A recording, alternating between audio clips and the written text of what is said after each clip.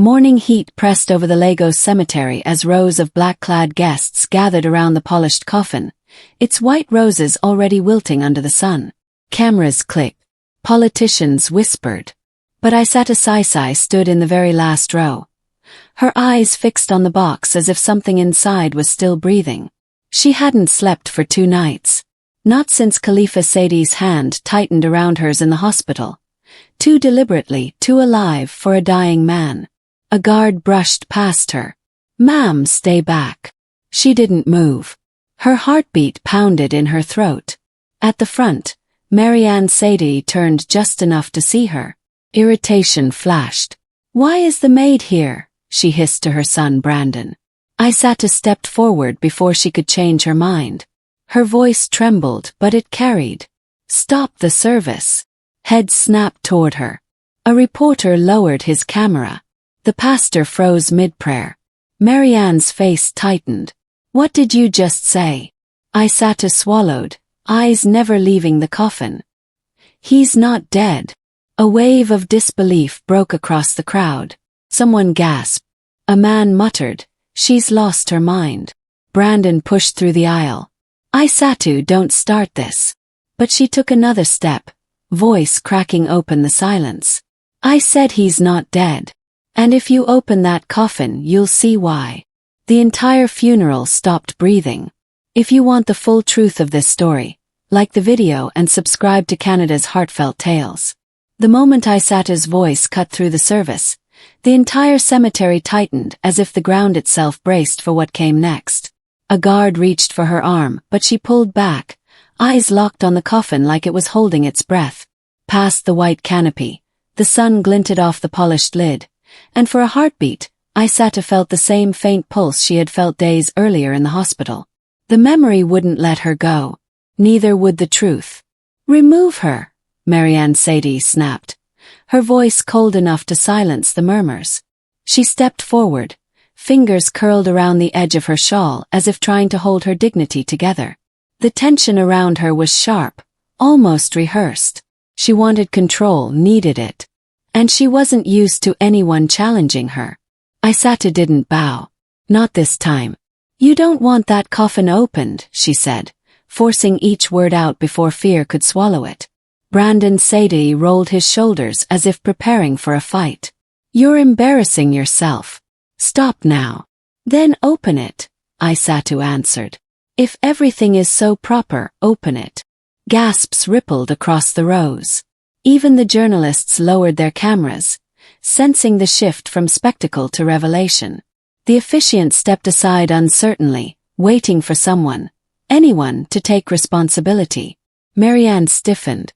"This is absurd. Khalifa is dead. And this woman is desperate for attention." Sadi took another step forward, her voice steadier than she expected. "I cleaned the room where he slept. I held his hand when no one else bothered. I know the warmth of life, even when it's fading. And what I felt that night wasn't death." Her words pressed against the silence until something finally cracked. A councilman in the front row stood. "If she insists, and if the family has nothing to hide, what harm is there in confirming?" Maryanne whipped around. "You don't dictate my husband's funeral." But the moment had already slipped out of her hands. 2 guards approached the coffin.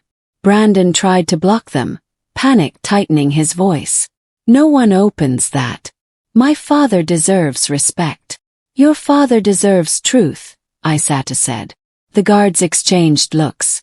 Then, slowly, they reached for the lid. A metallic click echoed across the cemetery, a single sound that made every spine stiffen. The lid lifted an inch, then another. "Me."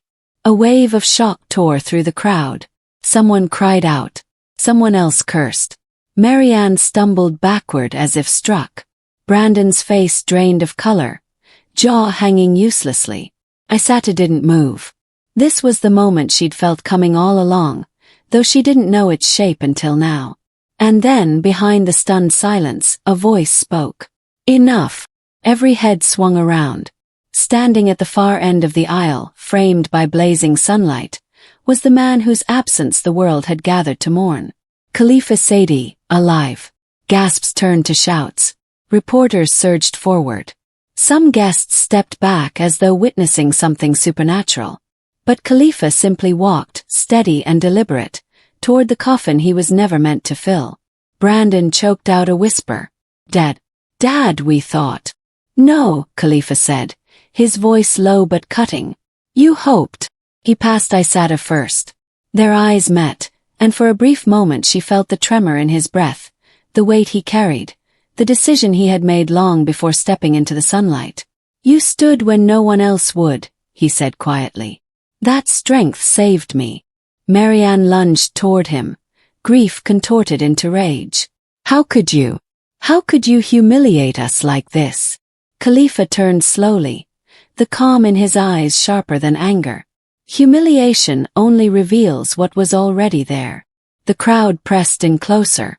Reporters shouted questions. The air burned with anticipation. He raised a hand. I died to you long before today, he said to Maryanne. You just didn't expect me to rise in front of everyone. Brandon surged forward. You're ruining everything. We had plans. The kind that required me gone. Khalifa's voice hardened. You forged my signatures. You emptied accounts you didn't build. You tried to bury truth with roses and cameras. Brandon hesitated, mouth opening and closing. It wasn't like that, Mother said. Maryanne rounded on him. Shut your mouth. But it was too late. Police officers were already stepping through the rows, alerted by the commotion. The chief inspector approached, nodding discreetly at Khalifa. They had spoken before this moment. Everything was timed. Khalifa reached into his jacket and pulled out a slim folder. In here, he announced, are full records of the fraud committed under my name. Transfers, coordinators, witnesses. He looked directly at Brandon. And the person you trusted to hide your tracks.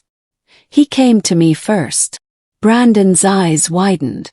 No, he wouldn't, He already has, Khalifa said.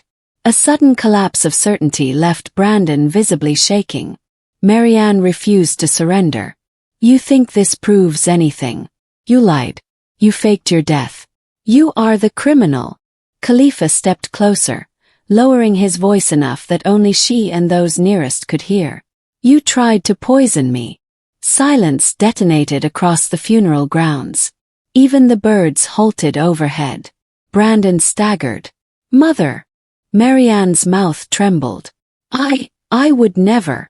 You switched my medication, Khalifa said, unblinking. The doctor confirmed it. The lab confirmed it.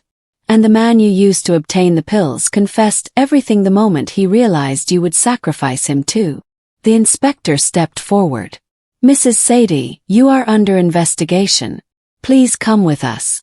No, she whispered, stepping back. No, you can't. This is my family. But you forgot to be part of it, Khalifa answered. Brandon's composure broke entirely. You ruined us. You ruined everything. You ruined yourselves, Khalifa replied. I only stopped pretending. Maryanne tried to run. She made it 3 steps before officers caught her arms, her scream slicing across the cemetery like a tearing cloth. Guests recoiled. Others whispered prayers. A few watched with cold satisfaction. Brandon lunged toward the guards, but 2 officers blocked him instantly. You can't arrest her, he shouted. She did it for us. And you'll answer for your part, the inspector said. Fraud. Forgery. Attempted concealment of a living person's status. It's all going on record. No. No, please, I can fix this, please. But his pleas lost meaning under the weight of the truth surrounding him.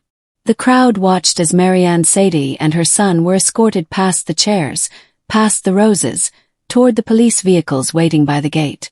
Isata's breath shook, not because she felt fear, but because justice was suddenly real in a way she had never witnessed. It didn't come with applause or ceremony. It arrived like a door finally opening. As the cars drove away, a hush fell again. Khalifa turned toward the guests, then toward the cameras. I did not return to reclaim my reputation, he said. I returned because silence built the lies that nearly destroyed my name, and cost lives around me more than anyone realized. He looked back at Isatu. And because one person refused to let my truth be buried. Those close enough saw tears gather in her eyes, though she quickly blinked them away. She wasn't used to being seen. Certainly not like this. A journalist stepped forward. Mr. Sadi, what happens now? Khalifa exhaled, the weight of months settling into something lighter. Now, he said, we rebuild what was meant to be shared, not stolen. He turned away from the cameras, walking toward Isatu. Come with me, he said softly. There is work ahead that requires someone who understands integrity more than wealth. Isatu hesitated. Sure. I'm not sure who I am anymore. You are the woman who saved my life, Khalifa said. And maybe the woman who saves many more. For the first time that day, her shoulders loosened. She nodded. Together, they walked away from the empty coffin and the chaos it had revealed. But the story was far from done. Because as officers filed reports and news stations scrambled to broadcast the scandal, a quiet realization settled over the city. One that changed the way people looked at power, truth, and the courage of a woman who had never been allowed to speak. And the consequences for the Sadi family. They were only beginning. To see exactly how their downfall unfolds, stay with the story. What comes next will leave no doubt that justice was not just served. It was delivered. When the last police car rolled away and the cemetery finally emptied, Isatu remained standing beside the open grave that never received a body. The silence felt different now. Not heavy, not frightening, but wide enough for something new to enter. She had spent years shrinking herself to fit inside other people's expectations, yet one moment of honesty had rewritten everything around her. Khalifa approached slowly, no longer the distant figure whose world seemed unreachable. You changed more than you realize, he said. His voice wasn't grand or ceremonial. It was sincere. The kind of sincerity she had once believed people like her would never be offered. She didn't answer right away.